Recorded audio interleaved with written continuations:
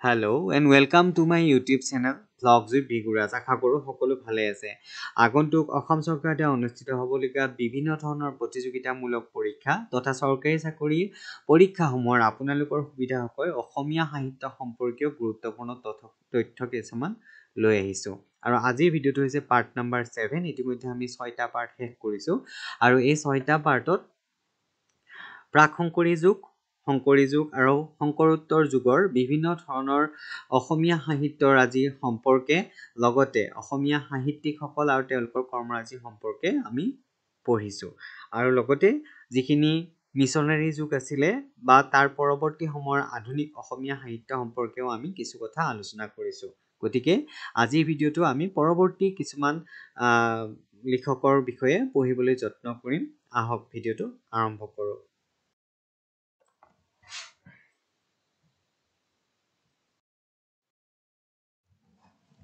এইখিনিতে মই কেইগৰাকীমান বিশেষ অসমীয়া ব্যক্তি অসমীয়া সাহিত্যিকৰ বিষয়ে উল্লেখ কৰিছোঁ যিসকলৰ কথা নাজানিলে আমি বহু কথা নাজানিম বা আমি বহু পিছ পৰি থাকিম বুলি ভাবি ইয়াতে দি দিছোঁ।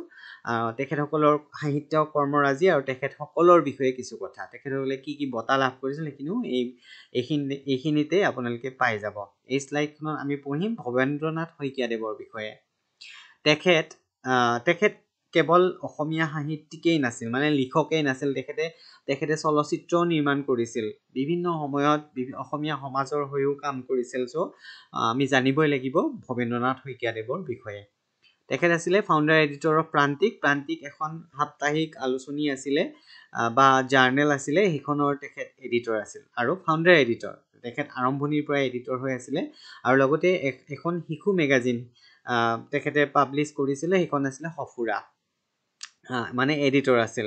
তাৰপিছত তেখেতৰ উল্লেখযোগ্য নভেল হৈছে অন্তৰীপ, ৰম্যভূমি, তাৰপিছত আতংকৰ শেষত। ভালকৈ মনত ৰাখিব, এইখিনি পৰীক্ষাত আহে। অন্তৰীপখনৰ ওপৰত আগতে প্ৰশ্ন আহিছে। তাৰপিছত তেখেতৰ কেইখনমান শিশু উপযোগী গ্ৰন্থৰ নাম হৈছে মৰমৰ দেউতা, তোমালোকৰ ভাল হওক, শান্তশিষ্ট হৃষ্টপুষ্ট মহাদুষ্ট আৰু মহাদুষ্টৰ দুষ্টবুদ্ধি। এইকেইখন হৈছে শিশু গ্ৰন্থ, শিশুসকলৰ বাবে লিখা গ্ৰন্থ। এইখিনিও মনত ৰাখিব ভালকৈ। তেখেতৰ আত্মজীৱনীৰ নাম হৈছে জীৱন বৃত্ত, জীৱন ৰেখা, মোৰ শৈশৱ মোৰ কৈশোৰ। এই তিনিখন হৈছে তেখেতৰ অটোবায়োগ্ৰাফি, ভালকৈ মনত ৰাখিব। লগতে 1976 চনত তেখেতে সাহিত্য একাডেমী বঁটা লাভ কৰিছিল ফৰ শ্বৰ্ট ষ্টৰী কালেকশ্যন শৃংখল নামৰ তেখেতৰ যিখন গল্প পুথি আছে, সেইখনৰ বাবে তেখেতে সাহিত্য একাডেমী বঁটা লাভ কৰিছিল 1976 চনত।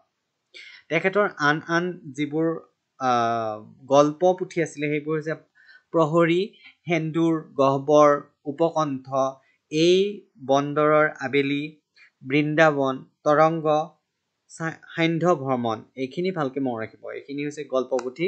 লগতে তেখেতে কেইখনমান চলচ্চিত্ৰ নিৰ্মাণ কৰিছিল আৰু এই চলচ্চিত্ৰ কেইখনে বিভিন্ন ধৰণৰ বঁটা আজুৰি আনিবলৈ সক্ষম হৈছিল। তাৰপিছত তাৰ ভিতৰত Agnisnan won national award for best screenplay, আৰু বাকী কেইখন হৈছে অনিৰ্বাণ, কোলাহল, সাৰথি, আৱৰ্তন, ইতিহাস, সন্ধ্যা ৰাগ। এই গোটেই কেইখনে ৰজত কমল বঁটা লাভ কৰিছিলে। মনত ৰাখিব তেখেতৰ চিনেমা কেইখনৰ নাম, অসমীয়া চিনেমা যিকেইখনে বঁটা লাভ কৰিবলৈ সক্ষম হৈছিল। ইয়াৰ ওপৰতো কিন্তু আগত কুৱেশ্যন আহিছেই।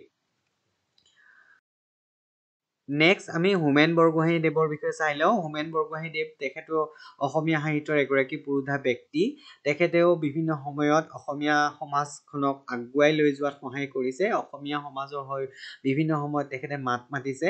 গতিকে তেখেতৰ উল্লেখযোগ্য নভেলছখিনি আমি চাই লওঁ। পিতা পুত্ৰ, জীৱন জিজ্ঞাসা, মৎস্যগন্ধা, সাউদৰ পুতেকে নাও মেলি যায় এখন উল্লেখযোগ্য গ্ৰন্থ। অস্তৰাগ, হালধীয়া চৰায়ে বাওধান খায় এখন খুব সুন্দৰ অসমীয়া নভেল হয়।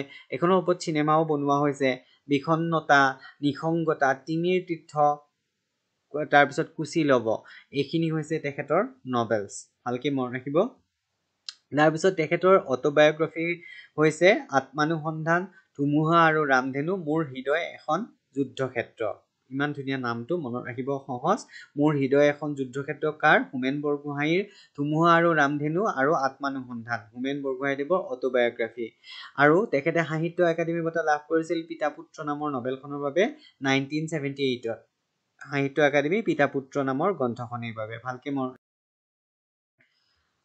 তাৰপিছত আমি চাই লওঁ ৰীতা চৌধুৰী ৰীতা চৌধুৰীৰ বিষয়ে নাজানিলে কিন্তু বহুত কথাই আমি নাজানি থাকিম তেখেতৰ ইমান ধুনীয়া ধুনীয়া গ্ৰন্থ কিছুমান আছে আৰু যিখিনি এৱাৰ্ড পাবলৈ সক্ষম হৈছে আৰু আগৰ পৰীক্ষাসমূহতো কিন্তু আহিছেই তেখেতৰ উল্লেখযোগ্য নভেল হৈছে পপীয়া তৰাৰ সাধু হৃদয় নিৰূপায় দেওলাংখুই বাবে তেওঁ সাহিত্য একাডেমী বঁটাও লাভ কৰিছে এই সময় এখন বহুত ভাল কিতাপ ডাঙৰ ভলিউমৰ কিতাপ পঢ়ি আপুনি একে বহাতে শেষ কৰিব পাৰিম বুলি ভাবিব পাৰে কিন্তু ডাঙৰ হয় কাৰণে নোৱাৰিব কিন্তু হয়তো আপুনি বহিলে আৰু উঠিব মন নকৰিব এখন কিতাপ পঢ়িলে এই সময় মাকাম এখন খুব সুন্দৰ কিতাপ মায়াবৃত্ত জলপদ্ম যদি আপোনালোকে পঢ়া নাই এইখিনি পঢ়ি ল'ব এই নভেলখিনি খুব সুন্দৰ হয় ৰীতা চৌধুৰী দেৱীৰ তাৰপিছত তেখেতৰ পয়েম আছিলে কবিতা পুথি তাৰপিছত বনৰীয়া বতাহৰ সুহুৰি অলপ পোহৰৰ অলপ আন্ধাৰৰ এখন উল্লেখযোগ্য হয় তাৰপিছত বগা মাটিৰ তুলসী সাহিত্য একাডেমী বঁটা লাভ কৰিছিল 2008 চনত দেওলাংখুই নামৰ গ্ৰন্থখনৰ বাবে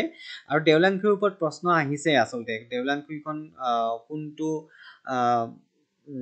ৰিসেন্ট পৰীক্ষা এটাত আহিছে যে কোনটো জনগোষ্ঠীক লৈ লিখা হৈছিল এনেকুৱা টাইপৰ কিবা এটা কুৱেশ্যন আহিছে গতিকে আচলতে আমি অকল কিতাপখিনিৰ নাম জানিলেই নহয় কিতাপৰ ভিতৰৰ কাহিনীখিনি জনাটোও দৰকাৰ সেইকাৰণে কিতাপবোৰ পঢ়িব লাগে তাৰপিছত তেখেত গৰিয়সীৰ এডিটৰ আছিলে গৰিয়সী এখন আলোচনী হয় সেইখনৰ এডিটৰ আছিলে কোন ৰীতা চৌধুৰী এইখিনি ভালকে মনত ৰাখিব তাৰপিছত অনুৰাধা শৰ্মা পূজাৰী বাইদেউ তেখেতৰ বিষয়ে আমি কিছু জনা দৰকাৰ আৰু অনুৰাধা শৰ্মা পূজাৰী তেখেত এডিটৰ হয় সাদিন আৰু সাতখৰী লগতে তেখেতৰ উল্লেখযোগ্য নভেল কেইখন হৈছে হৃদয় এখনি বিজ্ঞাপন এজন ঈশ্বৰৰ সন্ধানত হৃদয় এখনি বিজ্ঞাপন এইটোৰ ওপৰত টিভিটো চিৰিয়েল আকাৰে দি আছিল কেইদিনমান আগত ভালকে চাই ল'ব আপোনালোকে আৰু কিতাপখন পাৰিলে পঢ়ি ল'ব এজন ঈশ্বৰৰ সন্ধানত কাঞ্চন তাৰপিছত চাহেবপুৰাৰ বৰষুণ খুব ধুনীয়া এখন গ্ৰন্থ তাৰপিছত বৰাকী নদীৰ ঘাট তাৰপিছত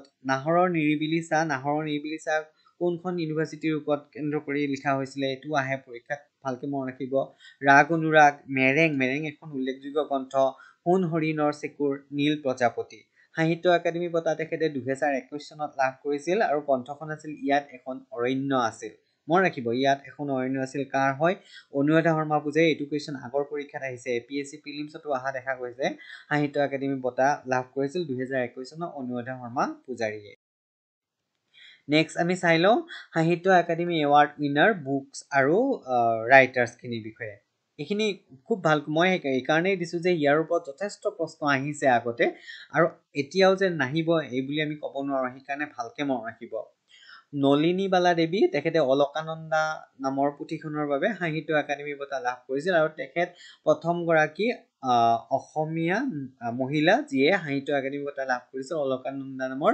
পুথিখনৰ বাবে সৈয়দ আব্দুল মালিক অঘৰী আত্মাৰ কাহিনীৰ বাবে পাইছিল অম্বিকাগিৰি ৰায়চৌধুৰী বেদনাৰ উল্কা নৱকান্ত বৰুৱা ককা দেউতাৰ হাৰ আনন্দ চন্দ্ৰ বৰুৱা বকুল বনৰ কবিতা নিৰ্মল প্ৰভা বৰদলৈ সুদীৰ্ঘ দিন আৰু ৰাতি নিৰুপমা বৰগোহাঁই অভিযাত্ৰী এইটোৰ ওপৰত কুৱেশ্যন আহিছে অভিযাত্ৰী গ্ৰন্থখন কাৰ জীৱনৰ আধাৰত লিখা হৈছিল বুলি উত্তৰটো চন্দ্ৰপ্ৰভা শইকীয়ানী দেৱীৰ জীৱনৰ আধাৰত লিখা হৈছিলে নিৰুপমা বৰগোহাঁইয়ে অভিযাত্ৰী বুলি লিখিছিল নগেন শইকীয়াৰ এন্ধাৰত নিজৰ মুখ হৰে কৃষ্ণ ডেকাৰ আন এজন লক্ষ্মীনন্দন বৰা পাতাল ভৈৰৱী এইটোৰ ওপৰতো আগত কুৱেশ্যন আহিছে ভালকে এইখিনি তাৰপিছতে হীৰেণ গোহাঁই অসমীয়া জাতীয় জীৱনত মহাপুৰুষীয়া পৰম্পৰা নামৰ গ্ৰন্থখনিৰ বাবে পাইছিলে হীৰেণ ভট্টাচাৰ্যই শস্যৰ পথাৰ মানুহ এই কাব্য গ্ৰন্থখনৰ বাবে লাভ কৰিছিল তেখেতক আমি কি বুলি জানো সুগন্ধি পখিলাৰ কবি বুলি জানো ইয়েছে দৰ্জী ঠাংচি মৌন ওঠ মুখৰ হৃদয় ইয়েছে দৰ্জী ঠাংচি তেখেত এগৰাকী অৰুণাচলী সাহিত্যিক হয় কিন্তু তেখেতে অসমীয়া ভাষাতো সাহিত্য ৰচনা কৰে সেইকাৰণে তেখেতক মৌন ওঠ মুখৰ হৃদয় নামৰ গ্ৰন্থখিনিৰ বাবে সাহিত্য একাডেমী পুৰস্কাৰ প্ৰদান কৰা হৈছিল পূৰবী বৰমুদৈ শান্তনু কুলনন্দন নামৰ গ্ৰন্থখনিৰ বাবে পাইছে অৰূপা পাতংগীয়া কলিতা মৰিয়ম অষ্টিন অথবা হীৰা বৰুৱা নামৰ গ্ৰন্থখনিৰ বাবে কুল শইকীয়া আকাশৰ ছবি আৰু অন্যান্য গল্প নামৰ পুথিখনৰ বাবে জয়শ্ৰী গোস্বামী মহন্ত চাণক্য নামৰ পুথিখনৰ বাবে লাভ কৰিছে এই সকল ব্যক্তিয়ে বিভিন্ন সময়ত পোৱা সাহিত্য একাডেমী বঁটা আৰু বঁটাপ্ৰাপ্ত গ্ৰন্থখিনিৰ নাম মই ইয়াত দিলোঁ আপোনালোকে পাৰিলে ভালকে মনত ৰাখিব নেক্সট ফেমাছ আছামিজ বুক আৰু ৰাইটাৰৰ বিষয়ে আমি জানি লওঁ এতিয়া অম্বিকাগিৰি ৰায়চৌধুৰীৰ কেইখনমান কিতাপ হৈছে তুমি ভীনা বন্দিনী ভাৰতখনটো ব্ৰিটিছৰ সময়তে লিখা আজি বন্দুকী চন্দ্ৰেৰে বেদনাৰ উল্কাৰ বাবে তেখেতে সাহিত্য একাডেমী বঁটাও লাভ কৰিছে অম্বিকাগিৰি ৰায়চৌধুৰী সৈয়দ আব্দুল মালিক ধন্য নৰতনু ভাল সুৰুজমুখীৰ স্বপ্ন অঘৰী আত্মাৰ কাহিনী ওপৰত আগতে কিন্তু কুৱেশ্যন আহিছে ইয়াৰ ইংৰাজী নামটো দি পেলাই সুধিছিল যে কোনে লিখিছিল সৈয়দ আব্দুল মালিকে তাৰপিছত ধন্য নৰতনু ভাল কিতাপখন তেখেতে মহাপুৰুষ শ্ৰীমন্ত শংকৰদেৱৰ জীৱনীৰ ওপৰত লিখিছিল এইটোও আহে পৰীক্ষাত ইয়েছে দৰ্জী থংচীৰ উল্লেখযোগ্য গ্ৰন্থ হৈছে বিষকন্যাৰ দেশত সব কটা মানুহ তাৰপিছত ফণীন্দ্ৰ কুমাৰ দেৱচৌধুৰীৰ অনুৰাধাৰ দেশ এখন খুব ভাল কিতাপ পঢ়িবলগীয়া তাৰপিছত সৌৰভ কুমাৰ চলিহাৰ অশান্ত ইলেক্ট্ৰন পঢ়ি ল'ব যদি পঢ়া নাই কাঞ্চন বৰুৱা অসীমত যাৰ হেৰাল সীমা অশান্ত প্ৰহৰ doctor Banikanta Kakati Assamese its formation and development Mahim বৰাৰ কাঠনি বাৰীৰ ঘাট এধানী মাহীৰ হাঁহি খুব উল্লেখযোগ্য গ্ৰন্থ বহুত ভাল কিতাপ হয় তাৰপিছত আমি চাই লওঁ লীলা গগৈ তেখেতৰ উল্লেখযোগ্য গ্ৰন্থ হৈছে বৃকুদৰ বৰুৱাৰ বিয়া দেৱকান্ত বৰুৱাৰ একমাত্ৰ পুথি সাগৰ দেখিছা কবিতা পুথি হয় এইখনৰ বাবেও তেখেতে লাভ কৰিছে বহুতো এৱাৰ্ড তাৰপিছত হীৰেণ ভট্টাচাৰ্য সুগন্ধি পখিলা নামৰ পুথিখনৰ তেখেতৰ উল্লেখযোগ্য পুথি হয় লক্ষ্মীনন্দন বৰুৱাৰ পাতল ভৈৰৱীৰ উপৰিও কায়াকল্প গঙা চিলনীৰ পাখি উল্লেখযোগ্য গ্ৰন্থ ইয়াৰ ওপৰত আগতেও প্ৰশ্ন আহিছে গতিকে আজিৰ এই 7 নম্বৰ পাৰ্টটোত আপোনালোকক বিভিন্ন ধৰণৰ এৱাৰ্ডৰ উপৰিও এৱাৰ্ড লাভ কৰা ব্যক্তিসকল তেখেতসকলৰ উল্লেখযোগ্য গ্ৰন্থখিনি মই দিলোঁ আশা কৰোঁ এই কনচেপ্টখিনি আপোনালোকক সহায় কৰিব আগন্তুক পৰীক্ষাসমূহত কুৱেশ্যন এনচাৰবোৰ কৰাত আৰু পাৰিলে আপোনালোকে ইয়াৰ ওপৰত আৰু ডেফলি পঢ়িবলৈ যত্ন কৰিব আৰু MCQs মই দিয়া নাই এইখিনিত কাৰণ এইখিনি আমি জানিবলগীয়া কথাই হয় আৰু যদি লাগে তেতিয়াহ'লে জনাব মই MCQ দিবলৈ যত্ন কৰিম আৰু আশা কৰোঁ ভিডিঅ'টো চাই আপোনালোকে ভাল পালে পৰৱৰ্তী ভিডিঅ'ত পুনৰ লগ পাম ধন্যবাদ